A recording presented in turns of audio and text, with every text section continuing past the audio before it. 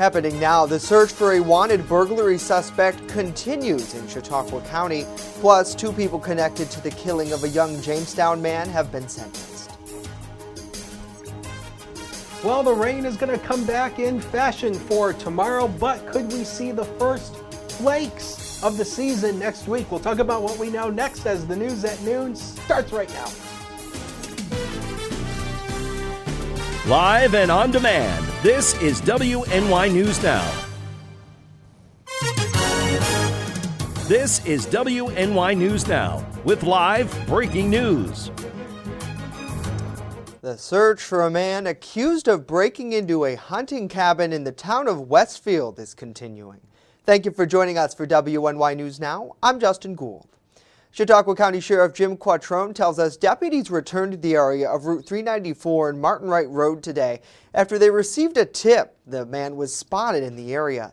Now, he has not been identified to the media yet. Yesterday, the suspect is accused of burglarizing a hunting camp on Route 394 around 2 o'clock.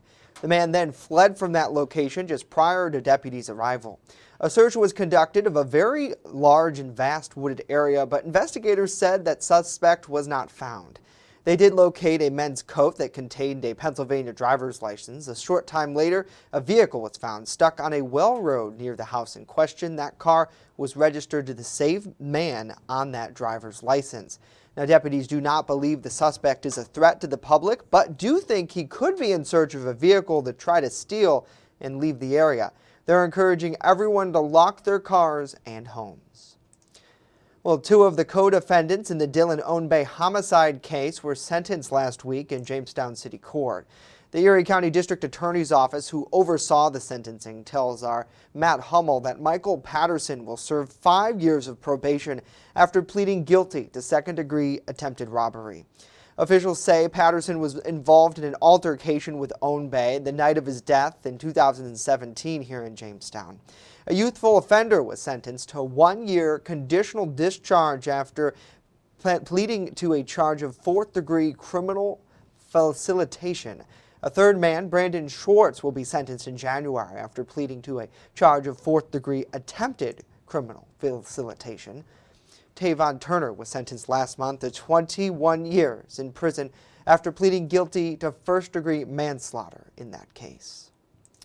Well, Chautauqua County's 2022 budget was approved by lawmakers last night, featuring a property tax and tax levy decrease. County Executive P.J. Wendell presented his budget to that legislature last month. Since then, the group of lawmakers have reviewed the proposed spending plan, along with how the county should allocate their American Rescue Plan Act funding. Now, in the approved budget, the property tax rate is 40 cents lower than the current rate. Additionally, the tax levy is over $271,000 lower than the current levy. As for the $24.6 million in ARPA funding, the group approved 13 resolutions allocating the money to purchase property to prepare shovel-ready sites, as well as purchase equipment and vehicles for the Department of Public Facilities. A resolution that would have spent $72,000 to conduct a study on commercial air service at the Jamestown Airport failed, however. As legislator Elizabeth Rankin explained, she feels the money could be spent more wisely. I don't think a study is going to tell us much more. We've tried unsuccessfully to bring airlines in, and they haven't really succeeded. So I feel really sad to say that, because I feel my heart tugs with that place. But I don't think it would be worth the investment. Legislators also approved a contract with the Sheriff's Supervisor Association, which runs from 2022 to 25 and includes adjustments to the employee health plan and retiree benefits. Lawmakers in Chautauqua County hesitantly approved 2 motions last night as well that support constitutional rights and asked for alternatives to COVID-19 mandates. The motions call on state and federal leaders to keep their legislative and executive powers within the bound of their constitutional authority and call on New York to consider alternatives to vaccine mandates for healthcare workers. Several members of the group were uneasy about the message that the vaccine mandate motion could send to those skeptical about getting the shot, including legislator Bill Ward. I thought our health department is about getting as many folks vaccinated as possible. I worry that this kind of motion, which, by the way, we all know a motion has no teeth, has nothing, it can do nothing. I also know, because I have heard from a great many folks, and we heard tonight that many folks do not want a motion, they want an ordinance. So if this is a step towards moving us toward a county that disobeys the law, it's not going to happen. Residents first took a stand against New York State's COVID-19 mandate for healthcare workers and called for a constitutional sanctuary during last month's meeting. Several dozen people turned out prior to the meeting yesterday to support those two motions.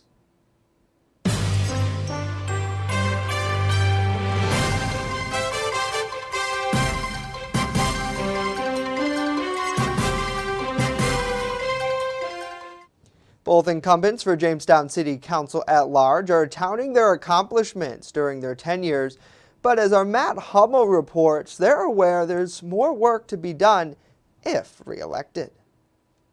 Incumbent Republican at-large members Jeff Russell and Kim Eklund are vying to retain their seats during this fall's election. One of the areas that's being discussed heavily involves how the city should expend its ARPA funding throughout the next few years. Eklund says that while there's plenty of restrictions on how the city is allowed to disperse the federal funding, there's a golden opportunity for past issues to be resolved and future improvements to be made. It boils down to basically public safety, health and wellness, lost revenue, immediate stabilization both for households and businesses, and investment in water, sewer, and broadband. And at the same time, this is also an opportunity for the city to improve upon and deliver some things that we have not been able to do in the past 20 years. For years, the city of Jamestown has either flirted with or reached its constitutional tax limit. Russell says he hopes to see a, quote, tax relief on the city residents as a result of the ARPA funding, and is weary of Jamestown Mayor Eddie Sundquist's executive budget. He's allocating $300,000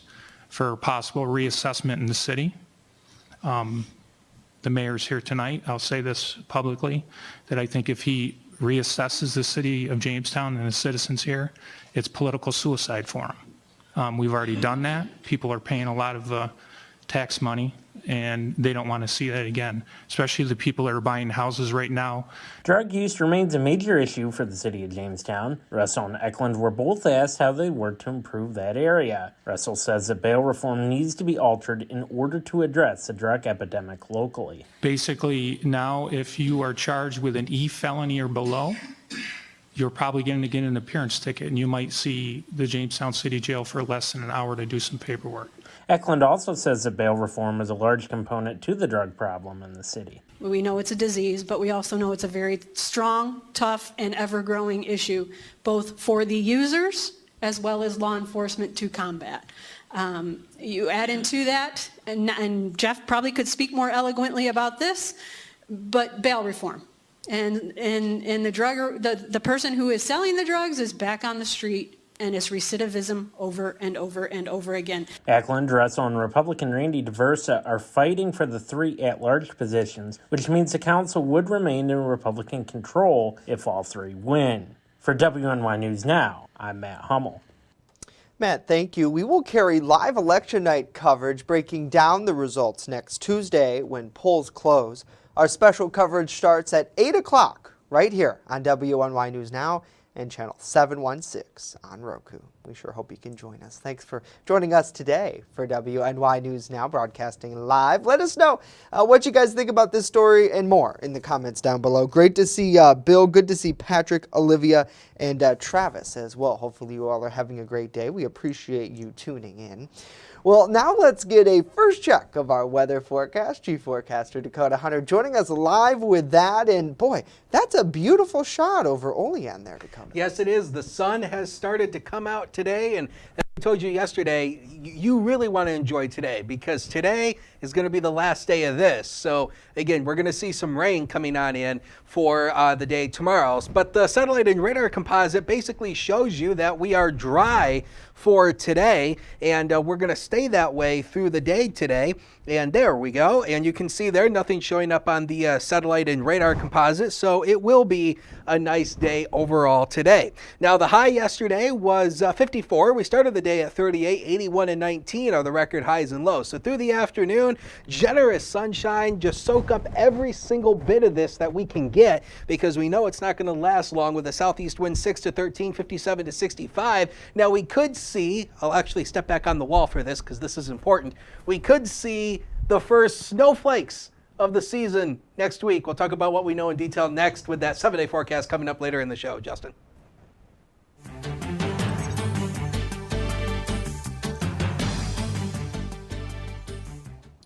New York is getting ready to roll out Pfizer's COVID-19 vaccine for kids, with officials saying vaccinations could get underway as soon as next week. On Tuesday, the FDA approved the vaccine for children ages 5 to 11. Governor Kathy Hochul addressed the news during her weekly COVID briefing yesterday. In order to get ready for the rollout, Hochul says the state has pre-ordered more than 380,000 pediatric vaccine doses. Western New York will be allocated over 13,000 of those. Dr. Emily Lutterell is tasked with leading the effort for the state. We know that parents want to be able to talk to their child's pediatrician and get the kids vaccinated where they go for their other medical care. That means we need our pediatricians and other clinicians who see children to talk to parents about the vaccine and to encourage those who are eligible to get the vaccine and to give the vaccine in their office. Still, the pediatric vaccine is pending approval from the CDC. The group is slated to meet next Tuesday and Wednesday to discuss approval. Well, while Domestic Violence Awareness Month was marked back in May, the theme was #EveryoneKnowsSomeone. And leaders with the organization SafeNet are still experiencing high call volumes for domestic violence months later. Keelan Berrien with our news partner Erie News Now is taking a closer look at why. During the pandemic, many people were quarantining with loved ones in their homes, which led to a rise in domestic violence. Robin Young, Director of Counseling Services at SafeNet, an organization that helps victims of domestic violence, has been taking more calls. Maybe their partners have gone back to work and now they can actually call us and be able to talk about their situation, or they've gone back to work and now they have an opportunity to call us and talk about it. Young goes on to say almost 20 people per minute are physically abused by their partners in the United States. SafeNet assists up to 2,000 cases a year for cases like jealousy. And all of a sudden you're not allowed to spend time with your friends anymore. But you don't realize it in the beginning because they say things like, I just want to spend time with you. And all around Erie, you will see these red cutouts. At first, they were called red ladies, but now they're being called silent witness. Robin Young told me they want to become more gender neutral with these cutouts because more men are starting to tell their stories. When you're a man and you have a partner who makes you feel afraid, what are you going to do to get out so that it doesn't look like you? If you are a victim or need help, call the SafeNet organization. Keelan Berrien, Erie News Now. Keelan, an important topic to discuss. Thank you. Coming up, the latest in a fatal shooting case lodged against a Warren County man. And later, Halloween spending reaching record levels ahead of this spooky weekend. We break it down as WNY News Now continues.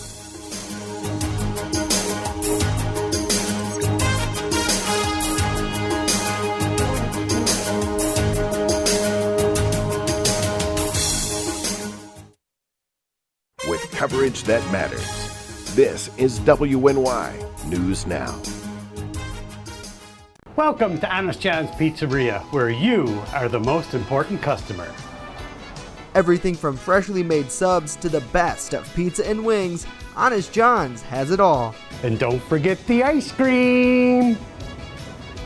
Order online today or check out our 2 great locations with buffets ready for every appetite. Don't I have the best job in the world?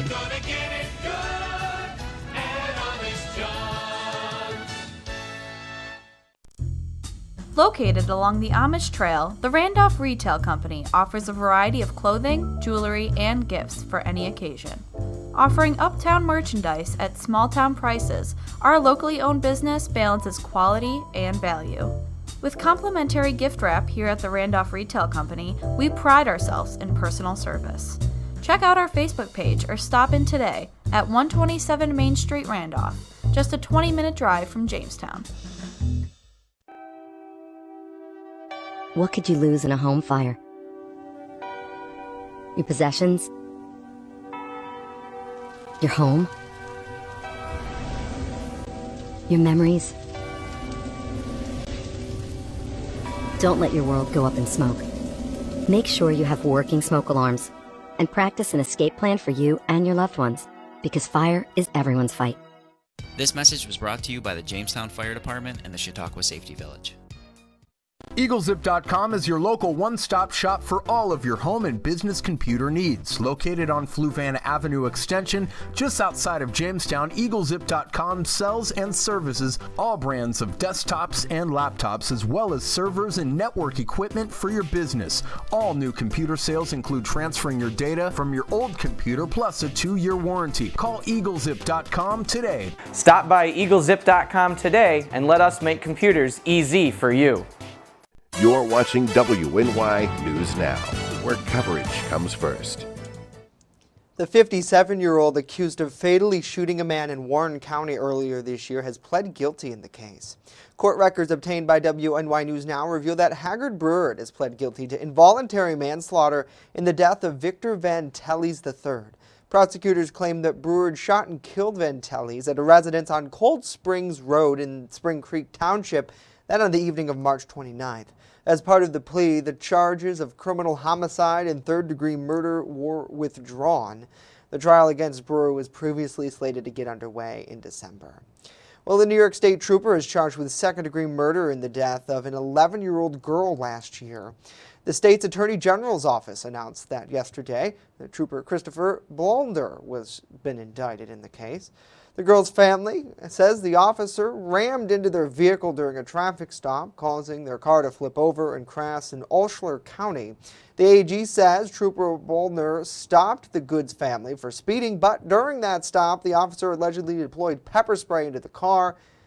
As Mr. Goods sped away, a pursuit ensued, and Baldner allegedly rammed his vehicle into the back of their car not once but twice. On that second strike, their vehicle flipped over several times. That impact so great, 11-year-old Monica Goods was ejected from the car and died. Her mother speaking out. Trooper Boldner needs to be convicted and sent to jail, not just an indictment. We need to get him fully prosecuted and, where he belongs for the crime that he has committed against my children. State police have claimed that the man tried to drive away during the stop, and that's why the trooper gave chase. Baldner is expected to be in court on November 4th. Well, if you've had to stop and get gas recently, you might have noticed that prices, well, they've gone up. Right now, the national average is about $3.40. According to AAA, the national average was for a gallon of gas went up 6 cents over the past week. And in the last 2 months, the pump prices have gone up every day, adding to about 20 cents to the cost of a gallon of gas. Now, for comparison, around this time last year, gas cost around $1.20 less. U.S. House Republicans are upset about this sharp rise in prices, blaming it on the U.S. dependence on foreign oil and natural gas production, adding that the U.S. should be more energy independent. And there's nothing that's becoming more expensive than gasoline today. And it doesn't have to be the case. And when gasoline becomes more expensive, the people that it truly hurts are those that are less fortunate, those that have less money. And it literally takes food out of their children. It takes the ability away for them to go to Disneyland and others. And for those who work and travel, especially for myself in the Central Valley, it's disproportionate punishment. According to AAA, the recent spike in prices is due to a higher demand, coupled with a decline in stocks and higher oil prices as well. Well, as President Biden prepares for a series of major conferences on the global stage, congressional Democrats are racing against the clock, anxious to deliver a deal before he departs for Europe. Chris Wynn with an update from Washington. Hoping to secure support for President Biden's Build Back Better plan, White House officials met Wednesday with key holdouts, including West Virginia Senator Joe Manchin, who says he believes an agreement can still be reached. To expand social programs when you have trust funds that aren't solvent, they're going insolvent, I can't explain that. It doesn't make sense to me. I want to work with everyone as long as we can start paying for things. The initial $3.5 trillion spending bill is now expected to be roughly half its original size, but would still address climate change, universal pre-K, and health care, among other issues. When it's ready, it will be ready. Senate Republicans are united in their opposition, but nearly all Senate Democrats want to tax the richest of the rich, forcing billionaires to help pay for the package and increase tax rates for top corporations. What we're trying to do is ask the wealthy, the very wealthy, to pay their fair share in order to finance some improvements in regular people's lives. Progressives say a deal ahead of President Biden's trip to the G20 summit, followed by a United Nations climate conference, would strengthen his argument for a stronger global response to climate change. The big win on climate is in the Build Back Better Act, not the infrastructure bill. So we have to do both together to give him that credibility that he really needs to be able to go there with. The $1 trillion bipartisan infrastructure bill passed by the Senate has yet to be voted on in the House. In Washington, I'm Chris Wynn. Fast, accurate, and every day. First Defense Weather. Well, it's been a while since we've talked about the temperatures through the month, and wanted to share with you where we are through the month right now. And again, we've added some below average days to the map right now, but the average temperature is at 55.6. That's the highs and lows combined together. That's still 5.1 degrees above normal. And if October were to end right now, today, this would be the 9th warmest on record as we run. So we've had more warmer days than we've had chilly days this October. Some of you have liked that, but it ultimately means our colors have been delayed for the fall foliage because we really need those cool nights to really allow those colors to pop. Just a few clouds downtown right now from the HD News Now cam. We are currently at 52 degrees as of noon hour, a southeast wind of 8, so the wind's lighter today, so that's the good news. And the wind chill, not bad, 49 degrees. Of course, when the temperatures are warmer, it ultimately means you're going to enjoy it. So soak up that Thursday sunshine that we've got today, because widespread rain returns on Friday. This is something we talked about throughout the past couple of days, how more soaking rain was going to return tomorrow. We're going to stay hopeful for Halloween. We do believe the rain should end before trick-or-treating time, and it turns much cooler for next week. We're talking highs in the 40s for next week instead of the 50s and the 60s. Classic fall time pattern. So an updated look at the trick-or-treating forecast here. And again, we are hopeful that any of the rain showers should end around 6 o'clock. That's when most of the trick-or-treating times start across the region. So we're hopeful that it will end 53 down to 50 at 8 o'clock, partly to mostly cloudy. So again, we're hopeful that the rain will come to an end before the trick-or-treating time comes around. So high pressure is built in, but it's a weak area of high pressure on that western side. This is the next system that comes in tomorrow. That's going to throw us some heavy rainfall through the day on Friday. Severe weather down in Florida. There's a tornado watch out here for portions of Florida, which includes Tampa, Sarasota, Orlando, Daytona. So this line of showers and thunderstorms moving through could have the potential to rotate, but those are staying away from us for today. So notice future scan, partly to mostly sunny through the day. Tries to bring in a little too much clouds, I think, for the day today, but there could be some high level clouds moving in through the late afternoon. Partly to mostly cloudy tonight. Rain starts to come our way out of the south by the time we go into tomorrow, and we will see some moderate to heavy pockets of rainfall through the day on Friday as well. Notice it moving from south to north, and then as that heavy pocket of rain moves on through, the rain will become more scattered in nature by the time we go into Saturday. But it's not going to be all day rain Saturday. The rain on Saturday will ultimately be more scattered. So rainfall totals here, some areas could pick up over an inch worth of rainfall total here. You can see Erie, Pennsylvania, about 1.5 inches worth of rainfall there. So again, that goes all the way through Sunday morning on Saturday morning. So again, could be some heavy downpours throughout the day as well. So temperatures upper 50s today to around 60 now. The next 7 days are coming up. Soaking rain tomorrow. We're down to 49 for the high temperature on Friday. Rain continues. A few drops on Sunday. Again, remaining hopeful we'll stay dry for trick-or-treating. Look at the forecast on Wednesday. 45. Rain and snow showers. This could be our first snow of the season. We'll have to wait on that as temperatures go down into the mid 40s. We'll take a break. Be right back.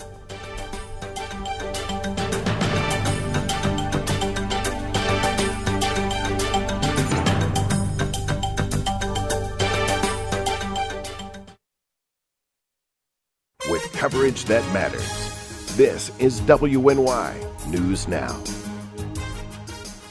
I'm a survivor. I'm a survivor. I'm a survivor. Testicular cancer is the leading form of cancer in men aged 15 to 35. 1 in 250 men will be diagnosed with testicular cancer. But 98% will survive if detected early. As a survivor, I believe early detection is the key. Learn how to do a testicular self-exam and other important facts about testicular cancer at oneball4tc.com. I don't think that many kids in my son's school even do it. He makes fun of his friend who vapes. He would never try it. She's into soccer. She's on the honor roll. She's just not the type. No way. No way. No way. No way, my kid would never vape. Get your head out of the cloud. Today, nearly 8,000 kids will start vaping, maybe even yours. Learn about the dangers at talkaboutvaping.org. You're watching WNY News Now, your source for breaking news. Halloween spending is expected to reach record-breaking levels. That's according to the latest numbers from the National Retail Federation. In today's Consumer Watch, Jen Sullivan taking a closer look at where most of us are spending that money on and how different the spooky celebrations might be this year. Halloween is bouncing back. More Americans, about 65%, are planning to celebrate the spooky holiday this year, up from 58% last year. Consumers are back up to pre-pandemic levels when it comes to the number of people celebrating. That's according to the National Retail Federation, which estimates that spending on Halloween-related items will break a record at over $10 billion. That's $2 billion more than last year, despite the ongoing supply chain crisis. The NRF estimates that the average person will spend around $100 this year for the holiday. Their survey found that most of that is going to purchase costumes, decorations, and of course, candy. Candy is another big area where consumers will be spending, not just to treat themselves, but for all those trick-or-treaters who might be heading out this year, who might have had to skip that part of Halloween last year. The NRF says the record-breaking spending is not surprising, with more families feeling comfortable getting back to trick-or-treating and more young people feeling comfortable going to parties with bigger groups. That's an age group that has really helped drive a lot of Halloween spending in the past, so it's good to see them kind of coming back into the picture. The NRF survey found 46% of people are planning on dressing up, with more saying they'll also get their pets into the Halloween spirit. About 1 in 5 of those celebrating Halloween plan to dress up their pet this year, which is the highest we've ever seen. For today's Consumer Watch, I'm Jen Sullivan. Yeah, Jen, thank you. I'll be looking out on social media for some of those pics. Meanwhile, Dakota, the National Confectionaries Association reporting candy and chocolate sales are also soaring above 2020 levels. The trade group saying that retail sales are now $74 million in the 4 weeks ending on September 5th this year. It's up 42% from the same period last year. So it seems like everybody's got their sweet tooth this Halloween. Certainly big. And I know the Hunter household, you guys are pretty big on decorating for Halloween. Yes. Well, I mean, not as big as we used to be, simply just because we don't have that many sort of all the decorations that we used to have. But, we used to, and I'll say this because it's kind of public knowledge, I guess. We used to live across the street from Ring School, the house that caught on fire a few years ago on Buffalo Street. Right. We used to live there many years ago. And I used to tell people all the time, you could always know which house I lived at because my mother would leave Christmas lights on our front porch. She would leave them up and leave them plugged in. And she would turn them on and plug them in every night. Yeah. Hey, because you see, my mother thinks she kind of, my mother thinks she kind of relates to that song. What is it? I can't think of that country song. There's a country Mariah song talking Carey about song? leaving. Huh? Is it not Mariah Carey, but Shania Twain, right? No, it's no. I know what you're talking about. Yeah, where but you there's leave a your song talking Christmas about lights leaving on the porch all year long.